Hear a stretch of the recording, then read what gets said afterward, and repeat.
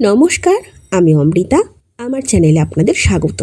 আজ আপনাদের পড়ে শোনাব রবীন্দ্রনাথ ঠাকুরের লেখা একটি গল্প, প্রতিবেশিনী। আমার প্রতিবেশিনী বালবিধবা।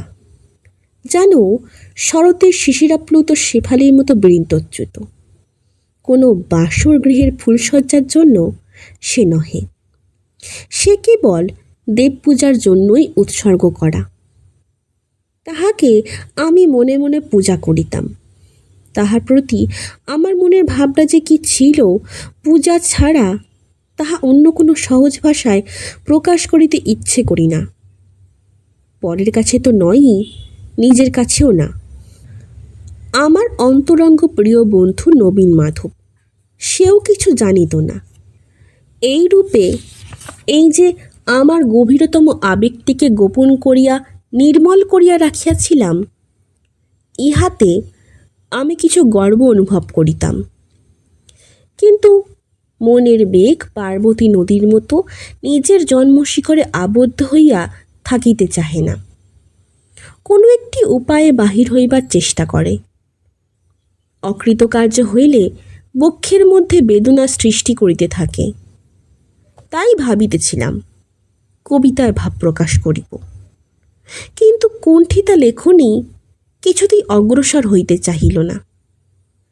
পরমাশ্চর্যের বিষয় এই যে ঠিক এই সময়েই আমার বন্ধু নবীন মাধবের অকস্মাৎ বিপুল বেগে কবিতা লিখিবার ঝোঁক আসিল, যেন হঠাৎ ভূমিকম্পের মতো। সে বেচারার এরূপ দৈব বিপত্তি পূর্বে কখনো হয় নাই, সুতরাং সে এই অভিনব আন্দোলনের জন্য লেশমাত্র প্রস্তুত ছিল না। তাহার হাতের কাছে ছন্দমিল কিছুরই জোগাড় ছিল না। তবু সে দমিল না দেখিয়া আশ্চর্য হইয়া গেলাম। কবিতা যেন বৃদ্ধ বয়সে দ্বিতীয় পক্ষের স্ত্রীর মতো তাহাকে পাইয়া বসিল। নবীন মাধব ছন্দমিল সম্বন্ধে সহায়তা ও সংশোধনের জন্য আমার শরণাপন্ন হইল। কবিতার বিষয়গুলি নতুন নহে, অথচ পুরাতনও নহে, অর্থাৎ তাহাকে চিরনতুনও বলা যায়, চিরপুরাতন বলিলেও চলে। প্রেমের কবিতা, প্রিয়তমার প্রতি। আমি তাহাকে একটা ঠেলা দিয়া হাসিয়া জিজ্ঞাসা করিলাম, কে হে, ইনি কে? নবীন হাসিয়া কহিল, এখনো সন্ধান পাই নাই। নবীন রচয়িতার সহায়তা কার্যে আমি অত্যন্ত আরাম পাইলাম। নবীনের কাল্পনিক প্রিয়তমার প্রতি আমার রুদ্ধ আবেগ প্রয়োগ করিলাম। শাবকহীন মুরগি যেমন হাঁসের ডিম পাইলেও বুক পাতিয়া তা দিতে বসে, হতভাগ্য আমি তেমনি নবীন মাধবের ভাবের উপরে হৃদয়ের সমস্ত উত্তাপ দিয়া চাপিয়া বসিলাম। আনাড়ি লেখা এমনই প্রবল বেগে সংশোধন করিতে লাগিলাম যে প্রায় 15 আনা আমারই লেখা দাঁড়াইল। নবীন বিস্মিত হইয়া বলে, ঠিক এই কথাই আমি বলিতে চাই, কিন্তু বলিতে পারি না। অথচ তোমার এসব ভাব জোগায় কোথা হইতে? আমি কবির মতো উত্তর করি, কল্পনা হইতে। কারণ সত্য নীরব, কল্পনাই মুখরা। সত্য ঘটনা ভাবস্রোতকে পাথরের মতো চাপিয়া থাকে, কল্পনাই তাহার পথ মুক্ত করিয়া দেয়। নবীন গম্ভীর মুখে একটুখানি ভাবিয়া কহিল, তাই তো দেখিতেছি, ঠিক বটে। আবার খানিকক্ষণ ভাবিয়া বলিল, ঠিক ঠিক, পূর্বেই বলিয়াছি। আমার ভালোবাসার মধ্যে একটি কাতর সংকোচ ছিল, তাই নিজের জবানিতে কোনো মতে লিখিতে পারিলাম না। নবীনকে পর্দার মতো মাঝখানে রাখিয়া তবেই আমার লেখনী মুখ তুলিতে পারিল। লেখাগুলো যেন রসে ভরিয়া উত্তাপে ফাটিয়া উঠিতে লাগিল। নবীন বলিল, এ তো তোমারই লেখা, তোমারই নামে বাহির করি। আমি কহিলাম, বিলক্ষণ, এ তোমারই লেখা, আমি সামান্য একটু বদল করিয়াছি মাত্র। ক্রমে নবীনেরও সেইরূপ ধারণা জন্মিল। জ্যোতির্বিদ যেমন নক্ষত্রদ্বয়ের অপেক্ষায় আকাশের দিকে তাকাইয়া থাকে, আমিও যে তেমনই মাঝে মাঝে আমাদের পাশের বাড়ির বাতায়নের দিকে চাহিয়া দেখিতাম, সে কথা অস্বীকার করিতে পারি না। মাঝে মাঝে ভক্তের সেই ব্যাকুল দৃষ্টিক্ষেপ সার্থকও হইত।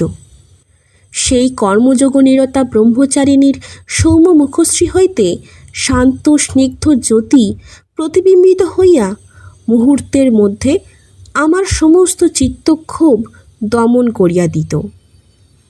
কিন্তু সেদিন সহসা কী দেখিলাম? আমার চন্দ্রলোকেও কি এখনো অগ্নুৎপাত আছে? সেখানকার জনশূন্য সমাধিমগ্ন গিরিগুহার সমস্ত বহ্নিদাহ এখনো সম্পূর্ণ নির্বাণ হইয়া যায় নাই কি? সেদিন বৈশাখ মাসের অপরাহ্নে ঈশান কোণে মেঘ ঘনাইয়া আসিতেছিল। সেই আসন্ন ঝঞ্ঝার মেঘ বিচ্ছুরিত রুদ্রদীপ্তিতে আমার প্রতিবেশিনী জানালায় একাকিনী দাঁড়াইয়াছিল। সেদিন তাহার শূন্য নিবিষ্ট ঘনকৃষ্ণ দৃষ্টির মধ্যে কি সুদূর প্রসারিত নিবিড় বেদনা দেখিতে পাইলাম। আছে, আমার ওই চন্দ্রলোকে এখনও উত্তাপ আছে, এখনও সেখানে উষ্ণ নিঃশ্বাস সমীরিত। দেবতার জন্য মানুষ নহে, মানুষের জন্যই সে। তাহার সেই দুটি চক্ষুর বিশাল ব্যাকুলতা সেদিনকার সেই ঝড়ের আলোকে ব্যগ্র পাখির মতো উড়িয়া চলিয়াছিল, স্বর্গের দিকে নহে, মানব হৃদয় নীড়ের দিকে। সেই উৎসুক আকাঙ্ক্ষা উদ্দীপ্ত দৃষ্টিপাতটি দেখার পর হইতে অশান্ত চিত্তকে সুস্থির করিয়া রাখা আমার পক্ষে দুঃসাধ্য হইল। তখন কেবল পরের কাঁচা কবিতা সংশোধন করিয়া তৃপ্তি হয় না, একটা যে কোনো প্রকার কাজ করিবার জন্য চঞ্চলতা জন্মিল। তখন সংকল্প করিলাম, বাংলাদেশে বিধবা বিবাহ প্রচলিত করিবার জন্য আমার সমস্ত চেষ্টা প্রয়োগ করিব। কেবল বক্তৃতা ও লেখা নহে, অর্থ সাহায্য করিতেও অগ্রসর হইলাম। নবীন আমার সঙ্গে তর্ক করিতে লাগিল। সে বলিল, চিরবৈধব্যের মধ্যে একটি পবিত্র শান্তি আছে। একাদশীর ক্ষীণ জ্যোৎস্নালোকিত সমাধিভূমির মতো একটি বিরাট রমণীয়তা আছে। বিবাহের সম্ভাবনা মাত্রেই কি সেটা ভাঙিয়া যায় না? এসব কবিত্বের কথা শুনিলেই আমার রাগ হইত। দুর্ভিক্ষে যে লোক জীর্ণ হইয়া মরিতেছে, তাহার কাছে আহারপুষ্ট লোক যদি খাদ্যের স্থূলত্বের প্রতি ঘৃণা প্রকাশ করিয়া ফুলের গন্ধ এবং পাখির গান দিয়া মুমূর্ষুর পেট ভরাইতে চাহে, তাহা হইলে সে কেমন হয়? আমি রাগিয়া কহিলাম, দেখো নবীন, আর্টিস্ট লোকে বলে দৃশ্য হিসাবে পোড়ো বাড়ির একটা সৌন্দর্য আছে, কিন্তু বাড়িটাকে কেবল ছবির হিসাবে দেখিলে চলে না, তাহাতে বাস করিতে হয়। অতএব আর্টিস্ট যাহাই বলুন, মেরামত আবশ্যক। বৈধব্য লইয়া তুমি তো দূর হইতে দিব্য কবিত্ব করিতে চাও, কিন্তু তাহার মধ্যে একটি আকাঙ্ক্ষাপূর্ণ মানব হৃদয় আপনার বিচিত্র বেদনা লইয়া বাস করিতেছে, সেটা স্মরণ রাখা কর্তব্য। মনে করিয়াছিলাম নবীন মাধবকে কোনো মতেই দলে টানিতে পারিব না। সেদিন সেই জন্যই কিছু অতিরিক্ত উষ্মার সহিত কথা কহিয়াছিলাম। কিন্তু হঠাৎ দেখিলাম আমার বক্তৃতা অবসানে নবীন মাধব একটিমাত্র গভীর দীর্ঘ নিঃশ্বাস ফেলিয়া আমার সমস্ত কথা মানিয়া লইল। বাকি আরও অনেক ভালো ভালো কথা বলিবার অবকাশই দিল না।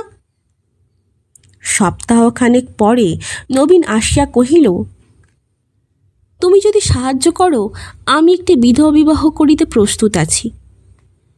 এমনই খুশি হইলাম, নবীনকে বুকে টানিয়া লইয়া কোলাকুলি করিলাম।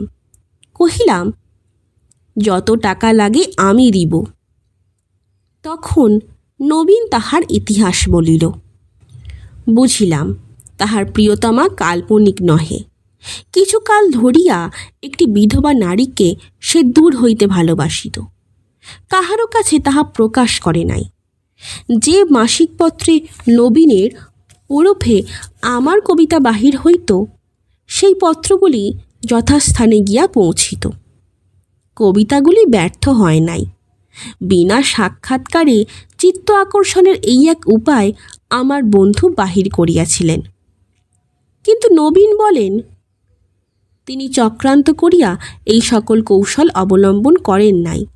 এমনকি তাহার বিশ্বাস ছিল বিধবা পড়িতে জানেন না। বিধবার ভাইয়ের নামে কাগজগুলি বিনা স্বাক্ষরে বিনামূল্যে পাঠাইয়া দিতেন। এ কেবল মনকে সান্ত্বনা দিবার একটি পাগলামি মাত্র। মনে হইত দেবতার উদ্দেশ্যে পুষ্পাঞ্জলি দান করা গেল। তিনি জানুন বা না জানুন, গ্রহণ করুন বা নাই করুন। নানা ছুতায় বিধবার ভাইয়ের সহিত নবীন যে বন্ধুত্ব করিয়া লইয়াছিলেন, নবীন বলেন তাহারও মধ্যে কোনো উদ্দেশ্য ছিল না।